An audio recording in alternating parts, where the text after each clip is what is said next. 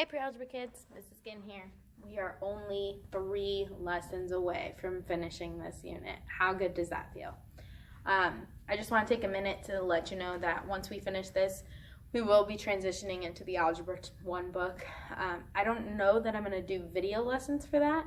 I think that we might just try to go through it via Zoom and just review together, as most of it is going to be review. So just like those 2 weeks that we were away from each other and I just gave you extra practice to do, you're basically going to have extra practice to do for the remainder of the year. I do hope though that we can still take the test over this unit, complete this unit, maybe even have a review Zoom meeting where we just go through everything we've learned in this unit. But now let's get back to some more properties of equality. So like I told you, we've been learning the properties of equality now because we're working with equations. So they have equal signs, not just expressions, which only have variables, not exponents, equations, which have equal signs. We learned the additive property of equality yesterday, and we kind of already knew it. This one's a newer one, but I think it's going to be just as simple. So this video would be just as short and easy for you. I looked at the homework, shouldn't be too bad. I even gave one example from the homework so that you can see how it's done before you dive in. We can all say that 12 equals 12, yeah? So it should be true that if we took 3 times 12 and we set it equal to 12 times 3, they would be equal to each other. Well, they are. 36 equals 36. So what about if we took it times a fraction, like negative 1/6? If we had negative 1/6 times 12, does that equal 12 times negative 1/6? It does. Negative 1/6 times 12 is negative 2. And negative 2, 12 times negative 1/6 is negative 2, which they equal to each other. Remember that multiplying by a fraction is just like dividing by a whole number. So really, we could divide both sides and it would work out as long as it's the same number. We're going to be focusing though on multiplying by fractions just to make it simpler. Everything's multiplication instead of doing multiplication and division. But you can if you're comfortable with it. So if that's the case, if these both are equal to each other, then we should be able to solve using this. If we have a fraction here first, we have the fraction 1/4 x equals 12. We should be able to multiply both sides by 4 to get an answer for x. Why did I multiply by 4? Well, if I have 4 divided by 1 times x over 4, you get 4 over 4, which equals 1 and cancels out. Therefore, you're left with just x. And 12 times 4 is 48. But don't just take my word for it. What are we going to do? We're going to check it out. Put 48 in for x. Is 48 divided by 4 equal to 12? Yes, it is. 12 is equal to 48 divided by 4. So those check out. So same thing with negative 5x times, or not times, but equals to 45.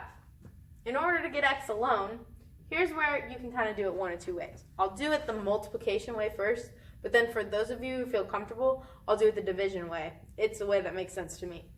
Multiplication way first.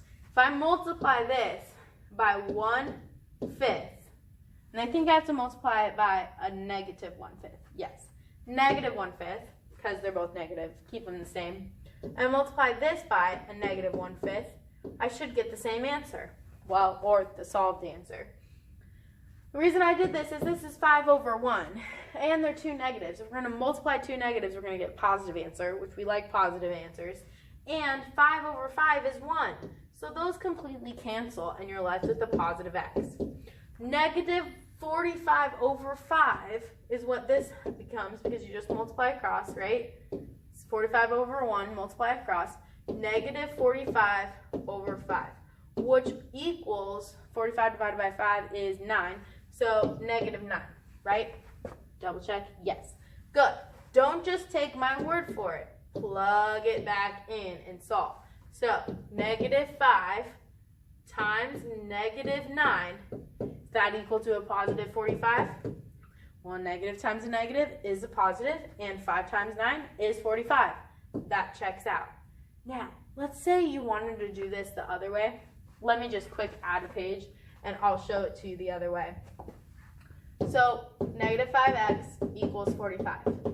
The way my brain thinks to do it is I have multiplication. What's the opposite of that? Kind of like when I had addition, what was the opposite of it? I subtracted, or vice versa. So I'm going to divide by negative 5. Those cancel. Divide by negative 5. Do you see how you still get x equals negative 9 without all that extra multiplication and stuff? You can still even plug in negative 9 to check your answer, but it is the correct answer.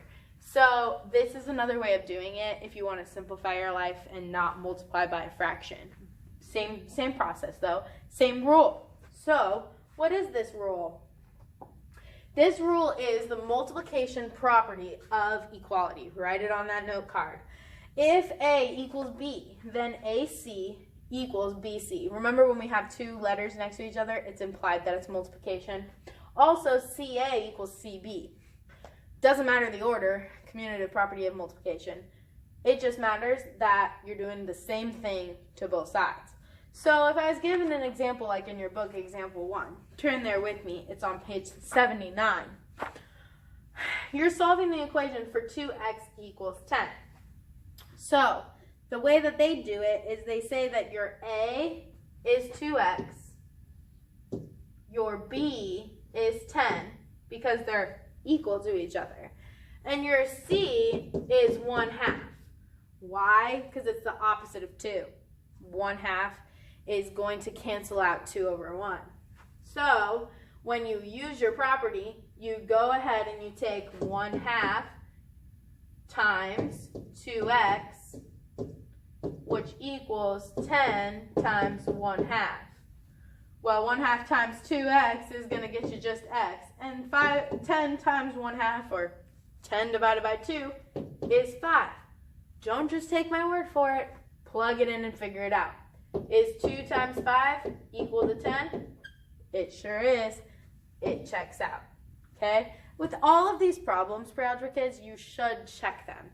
Because if you did your math wrong and you plug it in and you figure out that it doesn't equal what it's equaling on the page, you know you did something wrong somewhere.